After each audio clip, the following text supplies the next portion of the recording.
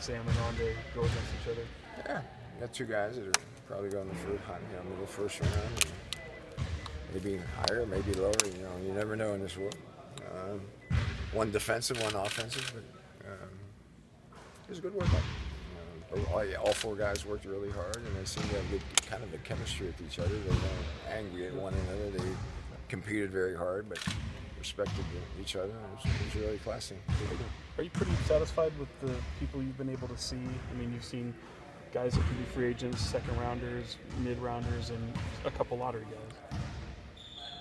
Well, I think, again, I think most of my input is philosophical in the drafting of players. Do we need a passer? Do we need a shooter? Do we need a big guy? Do we need a shot blocker? I don't think you're going to see me be dominant in any personality because sometimes this is the first time I've seen him in person. All these guys are the first time I've seen him in person.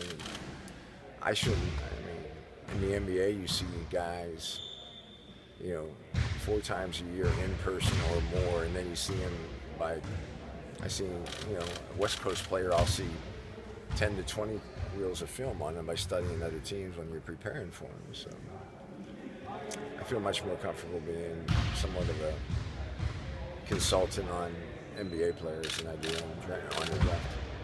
Coach, when it comes to a rookie, what's your process to getting to know them once the process is over? Is it just summer league starts with that, or are you kind of a more graduate?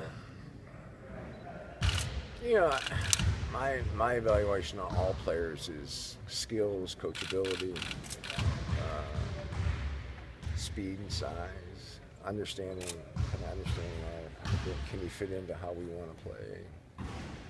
But a lot of, I think, structure of basketball is as a coach, when our roster is set, I got to adapt the style of play a little bit to them too.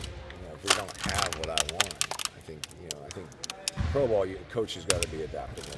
In college, I think you can go recruit the type of player you want. But pro ball, you got to have good players. You got to have talented kids, and if you can't get your type of player, then you just got to change the style and play until you do get your type of player, or you try to make the player you get into maybe your type of player. What is your strategy or philosophy on guys when they don't maybe come in for a workout, and does that change or skew the way you look at them as you guys go forward with your draft process?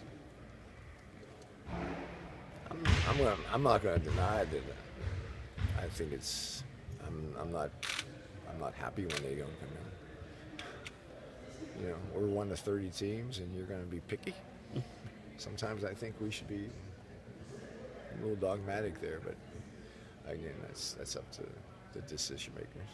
Coach, as this summer rolls on, is there a need that jumps out to you as paramount above the others? After you digest it, you look at players, you're thinking about free agency, or is it difficult to just highlight one need that you have?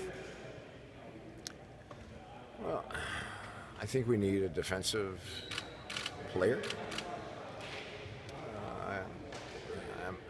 I think we must improve defensively. So the two things come to mind for me are shot blocking, protecting the rim, and maybe a defensive attitude guy that I can go sick him on, a great player. And offensively, philosophically, it comes down to decision making. I think that's probably a little bit ahead of shooting, but I want playmakers. I want guys that, when they're given an easy basketball play, they make it, and more consistently, make it more consistently than we did in the 30 games I coached. Our turnovers and our passing actually got better. I thought our assists, we got our assists at least into an area that I can be somewhat, but we had a lot of easy basketball plays not get converted, and the efficiency of our conversion is probably, I don't know, that's a different type of player. Sometimes that's a finisher, sometimes that's a passer, sometimes you probably want both. And then shooting the 3-ball, and I think philosophically those are my thoughts. How are you with Lottie? I love Lottie. Lottie has I don't know what the word is. He has an integrity, you know, when Vlade walks in the room, you feel good, and it's kind of a unique trait. I mean, it's, and I think, you know, I think he's flooded by so many decisions and so many thoughts that are going on at this time of the year. This is the first time he's gone through this process. You know, I can just walk out of the room and go home. You know, he's got to continue to talk. He's got to continue to return phone calls. He's got to continue to try to do what if till you know, when you wake up in the morning. I'm sure he's waking up in the morning like when I wake up as a coach. You know, you're going what if scenarios all over the place. And you know, we're just, as coaching staff, we're trying to help him a little bit, walk him through some of the stuff, and hopefully we get smart. And probably, and I've always felt in this scenario, sometimes luck's a little bit into it too. Does the way you view rookies now change with, you know, over the years since the league has gotten younger and younger, and you got more these one-and-done type guys coming in? You have to maybe expect less of them early on? You know, if I'm a basketball sociologist, I'm saying the one-and-done stuff has not been good for the game. I can buy that. I can buy that AAU basketball probably hasn't been good for college or pro basketball. But, you know, no one wants to hear that. They want to hear that we have a coaching staff that is going to take these guys and then give us a 6 month, give us a year. We're going to make them better. And we're going to hopefully turn in, you know, a draft pick and maybe a free agent into an NBA player in the next couple of years. We need to, you know, not one or two. We probably got to do 3 or 4 to get this roster into a better place. Just the one more workout tomorrow, right? I mean, there's. Yeah. And then, I mean, when that wraps up, how? I mean, you guys feel you have a good grasp on the strategy going into Thursday?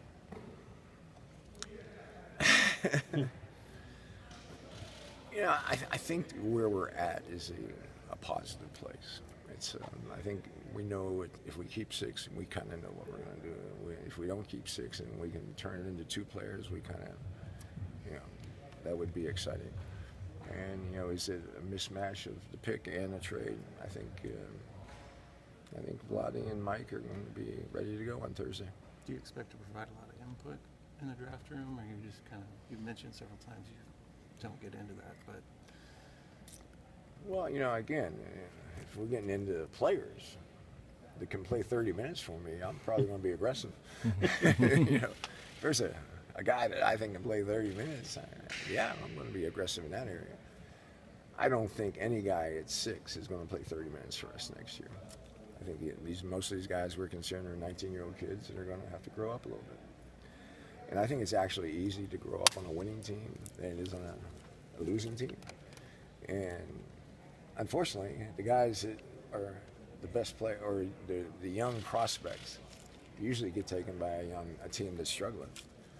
So, you know, I don't think it's a good combination. I mean, I see a lot of guys that if you put them on the Atlanta Hawks and the growing pains of their failures don't create losing, but they just take them out of the game and sit them today. It's a little different than, you know, when you play a guy and his bad performance creates loss, keeping the harmony of your team and the hypocrisy of your team under control is a little different. And Coach, you spent. One more, Bill. I'll give you one more. One more, just coachability. Yeah, I gave you a hell of a lot more in 5 minutes. 8:45, Coach. I gave you my knees hurting time, man. Coach, just on coachability, is that something that you're spending some time on, maybe with the short list of guys you're looking at, just to evaluate them on that criteria that you mentioned? How coachable are they? You know, for me, once we get in this gym, it's all about the team. It's all about winning in the team. And, you know, individual skills are cool, but you know, if you're going to cheat the team or be a negative impact on team, I'm going to be the policeman. I'm the one that's going to say, hey, I don't like that. But in the same sense, you know, I think everybody here wants to win. And for me, you're asking me philosophically, the best way we can do this is play better as a team. Cool. Thanks, sir. Coach. Appreciate it. You're welcome. My knees hurt.